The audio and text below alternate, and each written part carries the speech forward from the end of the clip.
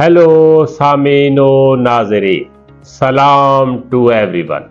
कैसे हैं आप लोग और कैसा चल रहा है गौर व फिक्र का निज़ाम? हालात ऐसे हैं, लगता है कि गौर व फिक्र की बहुत ज़्यादा ज़रूरत है।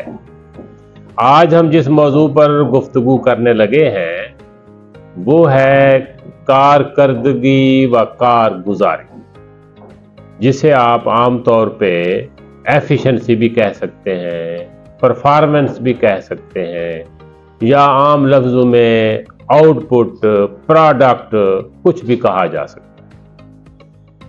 आम तौर पे हम बात करते रहते हैं हर जगह, हर महफिल में कि हमारे यहाँ लोग कानून पे अमल नहीं करते, सफाई सुथराई का ख्याल नहीं करते, हर वक्त गुस्से में रहते हैं, मामूली बात पे तू तकरार शुरू हो जाती है और वो तू तकरार बहुत जल्दी एक ज़बरदस्त लड़ाई में बदल जाती है।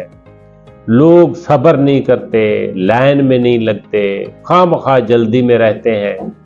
ये आम बातें अक्सर होती रहती हैं, लेकिन ये भी हम साथ कहते हैं कि यही लोग जब किसी तरक्की याफ्ता मुल्क में एक अच्छे समाज में चले जाते हैं तो फौरन ही ठीक हो जाते हैं। कोई ज़्यादा उनको बात नहीं करनी पड़ती, उनसे कहना नहीं पड़ता, वो खुद ब खुद देख कर ही, सिर्फ देखते ही सिस्टम को वो लाइन में लगना भी शुरू हो जाते हैं, वो ऐसा बोलना भी शुरू हो जाते हैं, एटिकेट्स भी उनमें आना शुरू हो जाते हैं, सब्र भी उनमें आ जाता है, कानून की पाबंदी भी हो रही होती है। तो मसला कहाँ है? तो मसला दरअसल उस माहौल और उस कैफियत का होता है जहां पे काम किया जा रहा होता है। हम आम तौर पे सलाहियतों को देखते हैं। आज हम देखते हैं कि किस तरह के माहौल में सलाहियतें काम करती हैं और किस तरह के माहौल में सलाहियतें काम करना छोड़ देती। ये एक आम सी बात है कि इंसान की सलाहियतों के हवाले से उसकी कारकर्दगी को जांचा जाता है। यानी पहले हम कह देते हैं कि ये ऐसा होगा, या इसकी कारगुजारी के बारे में उम्मीदें और अंदाजे कहाँ से लगते हैं? उसकी सलाहियतों को देख के। मसलन एक तालिब इल्म बहुत अच्छे नंबरों के साथ डिग्री कर गया है तो वो एक अच्छा प्रोफेशनल बन सकता है। एक खिलाड़ी या एक टीम की प्रैक्टिस बहुत अच्छी रही है, या उन्होंने तरबियत के सारे टेस्ट अच्छे अंदाज में पास किए हैं, तो अब नतायज भी ज़बरदस्त आएंगे। जहां भी वो परफॉर्म करेंगे परफॉर्मेंस बहुत अच्छी होगी। हमने एक बहुत ईमानदार और काबिल आदमी को मुंतखब करके पार्लियामेंट में भेजा है, वो बहुत अच्छे तरीके से हक के नुमाइंदगी अदा करेगा। एक आदमी अपनी सर्विस के दौरान बहुत अच्छा प्रोफेशनल साबित हुआ है, लिहाजा रिटायरमेंट के बाद वो एक कंपनी भी ज़बरदस्त तरीके से चला लेगा। मतलब अगर कोई अपनी सलाहियतें मनवा चुका है तो हम उसकी बुनियाद पर आगे उसकी कामयाबी के लिए पुरुमीद हो सकते हैं। लेकिन इस सारे मंजर में जो चीज़ नज़रअंदाज हो रही है वो समाजी साख्त और कैफियत है। कारकर्दगी का सारा इन्हसार सलाहियतों, तरबियत और तजर्बे पर नहीं होता, बल्कि जिन हालात में वो कैफियत में काम किया जा रहा होता है उसको भी मद्देनज़र रखा जाना चाहिए, बल्कि बहुत अहमियत देनी चाहिए। मतलब ज़हनी सलाहियत एक अहम बात है, लेकिन जिस तरह की ज़हनी कैफियत में काम किया जा रहा है वो भी उतनी ही अहम बात है। एक तालिब इल्म, एक खिलाड़ी, एक सियासतदान, एक प्रोफेशनल या कोई भी हो, देखना यह है कि वो किस तरह के माहौल में काम कर रहा है या किस तरह के माहौल में रह रहा है। ये माहौल उसके जहन की कैफियत को तरतीब देगा, डिफाइन करेगा। अगर माहौल मददगार और मुआविन है तो सलाहियतें काम करेंगी, फार्मूले सही रिजल्ट देंगे और तवक्कुआत पूरी होंगी। अगर माहौल दुरुस्त नहीं है तो सलाहियतें और फार्मूले फेल होना शुरू हो जाएंगे। और ऐसा ही हो रहा है तकरीबन हर गैर तरक्की याफ्ता समाज और मुल्कों में।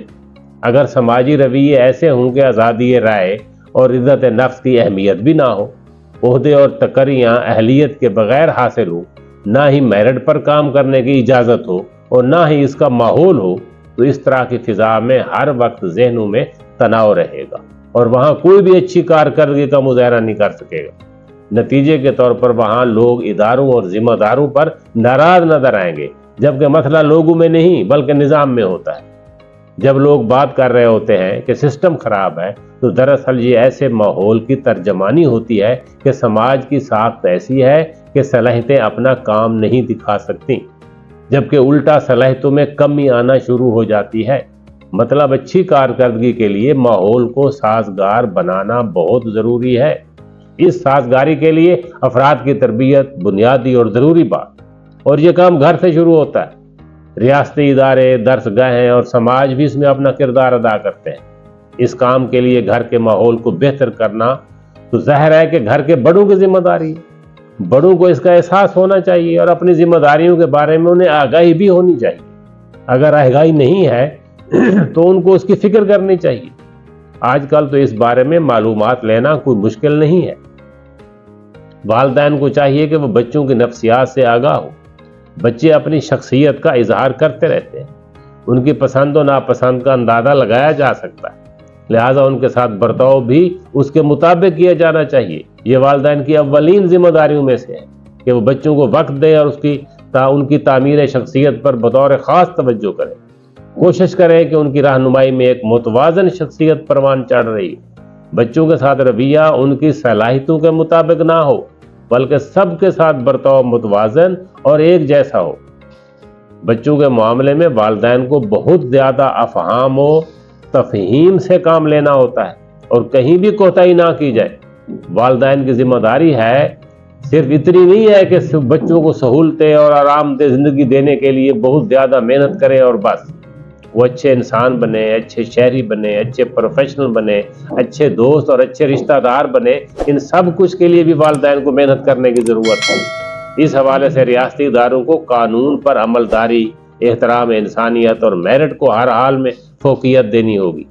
ان اقدامات سے باہمی اعتماد و احترام کی فضا بنتی ہے، جس میں سماج میں ٹھہراؤ آتا ہے، اطمینان بخش کیفیت کا ماحول پیدا ہوتا ہے۔